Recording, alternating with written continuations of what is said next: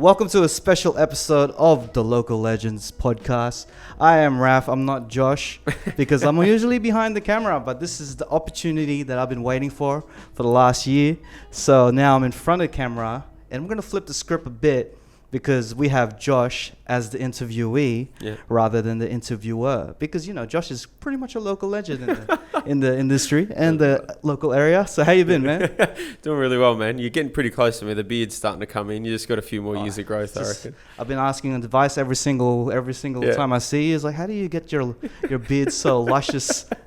You know I can't share those secrets. I know. We don't have sponsorship yet. No. Once we do, we could share all the advice we need. Any beard bearing companies that want to get on board? Definitely. Shout outs to all the sponsors that could be our sponsors. Please hit us up. I love it. But also, maybe we could just do that in a separate podcast. Have a beard podcast. Beard podcast. All right. Yeah. A beardcast. A beardcast. Yeah. Let's give that a shot. Yeah, that's going to help my business and your business and grow. It'll be perfect for November. So okay. Yeah. Pretty suitable. I like it. Maybe that's an idea we'll talk about later. But let's talk about you. How did you start off in the industry of real estate? Yeah. Look, to be honest with you, my dad got me the job in real estate, to be frank. So I did a few jobs out of school. Hairdressing was one of the first ones that I did, believe it or not. Yeah. How far did you go with that? Oh, look, I was only in it for about 6 months, I think. Yeah. And I was still playing footy at that time. I actually broke my leg, and then I didn't bother going back to hairdressing. So ended that. So footy made you stop hairdressing. Yeah, in a sense. I think hairdressing was a bit of a sort of fad for me at that point. I was into that. Well, I have noticed that you've been getting the haircuts like every fortnight. You told me. So you keep yourself maintained, and then we'll talk about your history before later on. But I just want to get you, because everyone talks about your routine. Yeah, okay. Like you start off at like 3 a.m. in the morning or something like that? Yeah. Sometimes a bit earlier now with the baby here. But yeah, 3 a.m. the alarm tends to go off in the morning. And I'll pretty much get up. I'll meditate for about 5 or 10 minutes every single morning. Yeah. And then I'll get to the gym. I'm usually at the gym by about 3:45, 4 o'clock at the very latest. Yeah. And just get my workout in. My health is the most important thing to me. Yeah. And for me, the one thing that I know that you have a good amount of control over. So I try and make it a priority to keep that in check. Definitely, like you need to be mentally healthy and it goes inside out. Once you're mentally healthy, and then it just shows. And throughout the day, your energy is just totally different than you are if you didn't work out that mentality. Oh, and definitely. Usually the gym is probably helpful in that. So it's kind of goes both ways. The physicality helps the mentality and other way around. So it's good that you started off. But what made you want to start off at 3 a.m.? Look, I love what I do. I truly do, and I'm not just saying that. And also in business, in terms of real estate, but I love my health, and I'm a big believer in looking after your health. And as you said, for me, when training every single morning and looking after my health, I feel really, really good all the time. Yeah. And I didn't want to let that go by the wayside. But I also wanted to improve my business, and I wanted to get better at what I was doing. And I knew that in order to do that, I just had to put more hours in. So I think it started off that I used to get up at sort of 6:30, 7 o'clock. Yeah. And a lot of people say to me, oh, you just must be a morning person. I'm like, I would never usually like this. I didn't just automatically just start waking up at 3 o'clock every single morning. So basically what I did was I just started peeling it back, and I used to take 15 minutes off the alarm every few weeks. And there'll be times where there'll be weeks where I was just too tired and I had to go back to the original time. But I just sort of trained myself to get used to waking up that early. But I don't think it was just that. I think it's also what I do before bed, making sure I'm reading, making sure I'm sort of soothing my mind, putting the phone down, really calming myself down. I think is very important. So, I think that you can get away with very little sleep if the quality is very high. Okay, so it's mainly like it feels like you have a structure that you go by, kind of like a time schedule that you go by. If one just falls out, it kind of shifts it across. But if you keep it together, then you have that 3 a.m. wake up, then go to the gym, work. Then everything seems very regimented. Yeah, it's my life is very, very structured, but I have learned now that the little one's here that you've got to shift that a little bit. I might just throw it out the window. Look, some days are harder than others. Some days you'll say to yourself, okay, I'm going to get out of the house at 3:30 in the morning, but then Mason, my son, will wake up and you've just got to cuddle him and try and put him back down, or my wife needs a little bit of help and you've just got to sort of stick it out and stay back. So I think that every morning I get in there regardless of the actual time, and I say this to my team as well, and anyone that I meet, like getting into the gym at 4 o'clock would be great because you get a lot done for the rest of the day. Yeah. But if you don't get there at that time, just get there. And if it's not the gym, just do something. Even if it's a walk or a meditation is always really, really good as well. Yeah. So just get something in to get your mental state right. That's right. And that's been super important for me to make sure I keep that going regardless of the conditions. Okay, so back to where you started. Are you from the area around here? Third generation in Thornley, yeah. Okay, so my grandparents migrated here from Yep. Lebanon, I think in the 50s. So And that's way back. way back. Oh. Yeah. There you go. So for people that live in the area, they know there's a strong Lebanese community here. So yeah, grandparents moved here in the 50s. Dad grew up in the area. I was here for a very short time and then since moved out to Dural for the time being. But we'll come back into the area once our little one's grown up and get him into schooling. I know that in the previous episode, you interviewed your sister with her business. Does business owning or like running a business run in the family? Look, I definitely believe so. Yeah, I think that, it stemmed virtually from my grandparents and my grandfather when he came out here. And back in Lebanon, all they knew was to work very hard. And they came out this way and they're like, well, the only way that we're going to get by is to have our own business, essentially. Yeah. My dad and his brothers, so my uncles, had their own business from a very early age. And they've always ran their own businesses. So we haven't really known anything different than to run our own business. As I said in the podcast with my sister, she opened up her business when she was 19 years old. We had no idea what we were doing, but we just thought that was normal, and that's essentially what you do. Oh, that's heaps good. Like, I could imagine all your family outings or family gatherings being like everyone just trying to control it, because everyone has their own business or some sort, and they're just kind of like their own boss mentality. Yeah. I could imagine your family outings and your gatherings might be a bit.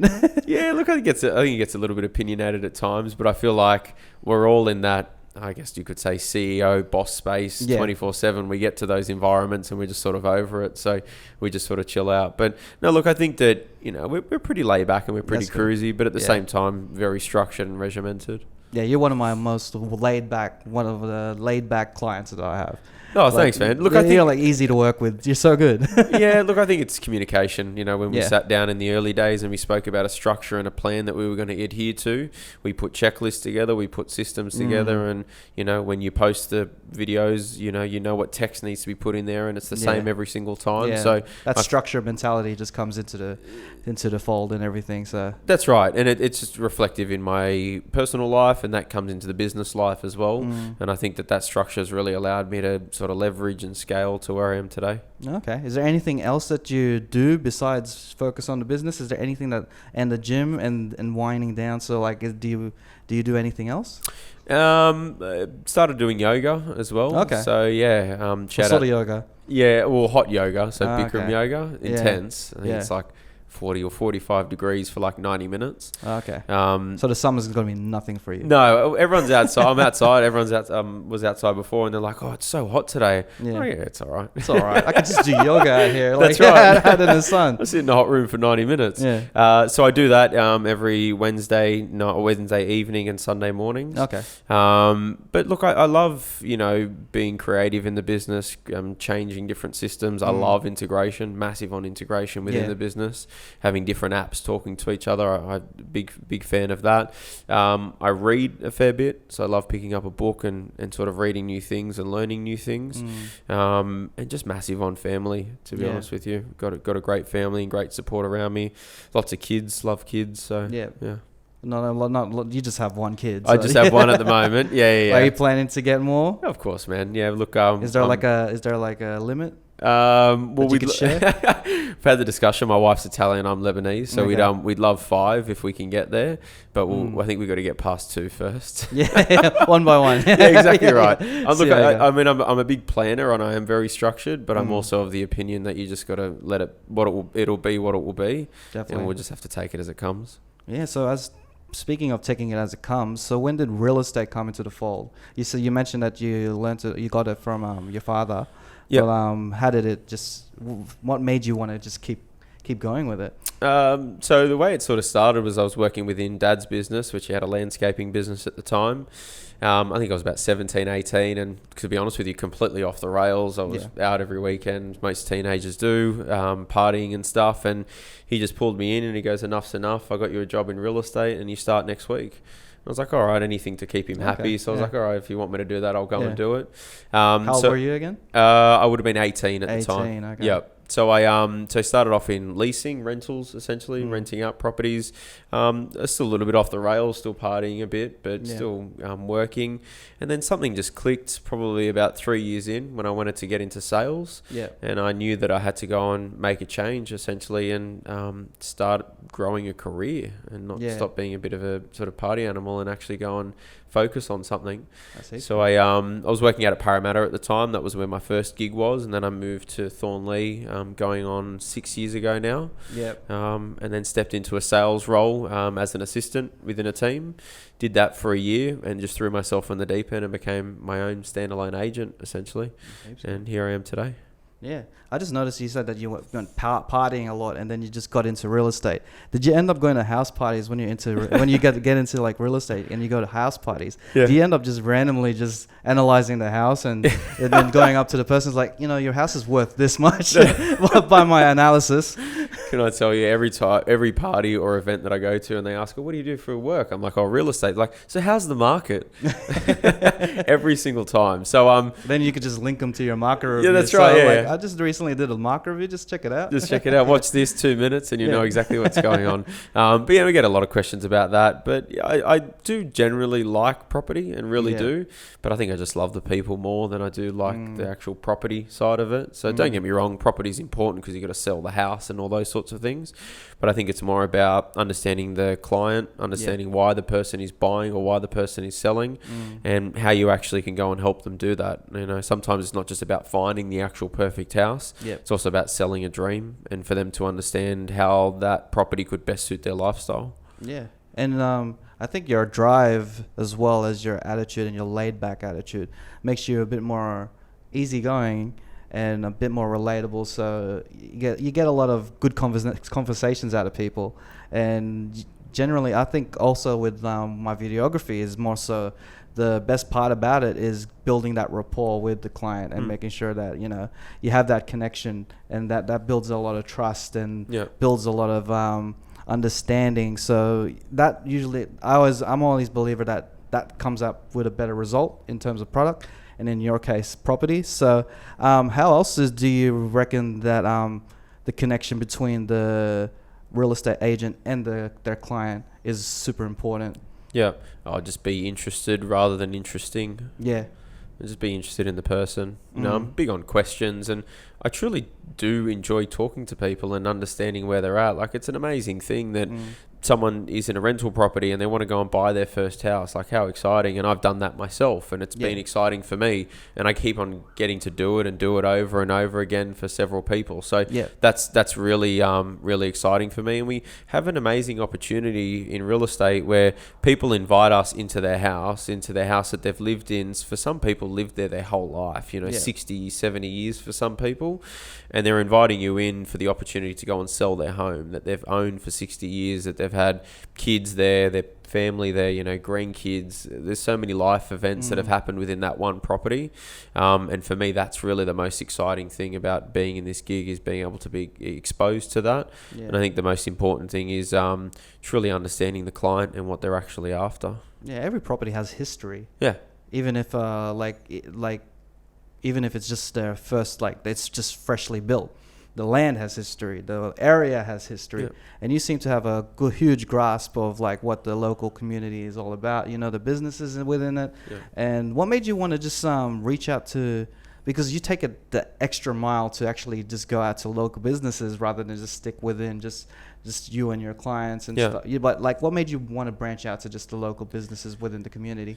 Oh, look, I think it's a plethora of things. Probably one of the main things is I love business, and I love, I love understanding how businesses run and why people do things. And, the only way that you're going to learn and grow is if you learn off other people, essentially. Apart from that's one part behind it, but the main part is just helping people. Yeah. New business opens up. It's a struggle. It's hard. It's not easy. So, I film the market review every single fortnight anyway, as you would know. And at least if I can get out to another business and I can pop it at the start of the actual market review, and if that attracts them to another group of potential people that are going to use their services, hey, why not? And it's just about helping people. So, yeah, apart from those two things, and as I've said before, just meeting people is really, really cool. And just seeing people succeed, I think that's really important. I guess wanting really good for other people, and I don't expect anything in return. Essentially, things come back because you're supporting other people. That obviously that's a part behind some of the videos. You get a little bit of that return on investment when you go and make that happen. But I don't really wait for that to occur, and it's hard to quantify where that actually comes from. It's just natural. I just enjoy doing it. Yeah. And now you've dropped a lot of gems within the last 12 minutes of this podcast. It's just so amazing how much how driven you are, how knowledgeable you are within the community, as well as how you understand the relationship between your agents or like a business owner as with its clients or customers, or just all the people around them. But what advice would you like to give to someone who wants to start out in your industry, particularly real estate? Yeah, look, I think that align yourself with another agent. Don't try and go out on your own and be your own sales agent. I think it's challenging. You can get by doing it that way. Just align yourself with someone really good. Start off in the area where you want to finish. That's pretty important as well. So making sure that you're really entrenching yourself in the community, and just go and have fun. I got to a point where I'm very big on my goals, and I got probably too focused on the goals and didn't just go and have fun with it. So I think go and have fun. The world's not going to end. You don't need to go from 0 to 100 within 5 minutes. Yeah. It's a journey. It's a marathon. It's not a sprint. So yeah, just go and have fun with it. Nice. And not to turn this into a job interview. So where do you see yourself in 5 years' time? Where is Josh Saliba going to be in 5 years' time? It's a great question. I've obviously got big plans as to what I'd like to see happen. But look, I want to see growth within the team. I want to be able to see some of my team members now doing their own thing in terms of having their own teams and growing what I've essentially been able to grow within them. Having my own business, that's basically where I plan to be. Building my own legacy, really. I feel like my family has done that well with the family name and what they've contributed to the community. So I want to actually go and put my sort of effort back into that as well. So yeah, business ownership, kids, houses, all that sort of good stuff. 5 kids. The whole lot. Yeah, all that sort of good stuff. So nice. Now watch this space. There's some exciting things coming. Can't wait to hear it, and can't wait to show everyone. Yeah. But we'll end it right there. We just gave everyone a little taste of Josh Saliba, the man behind Local Legends. It's good to see how open you are about your history and your work and your family. You're very easygoing once again, and I thank you for that, because it just makes my life a bit more easier in terms of filming your market reviews and your videos. And you're just a stand-up awesome guy, man. Oh, thanks, man. And look, I appreciate you went out on a limb and started your own business as well. And when we connected, I wanted to make sure I supported that. And you've been, critical in that. The whole podcast thing that we've got set up wouldn't have been because of you. That started with an idea from you. Yeah. Let's get the podcast going. And I was like, I don't know what this guy's on about. We're not going to do that. It's the future, I'm telling you. It is, yeah, all audio. So I appreciate your support. So it's exciting. Let's go and make it bigger than what it is now. All right. So thank you guys for listening to the show. Hopefully you love Josh Saliba a little bit more than before you heard this episode. And you tune in for the next episode next week. Thank you.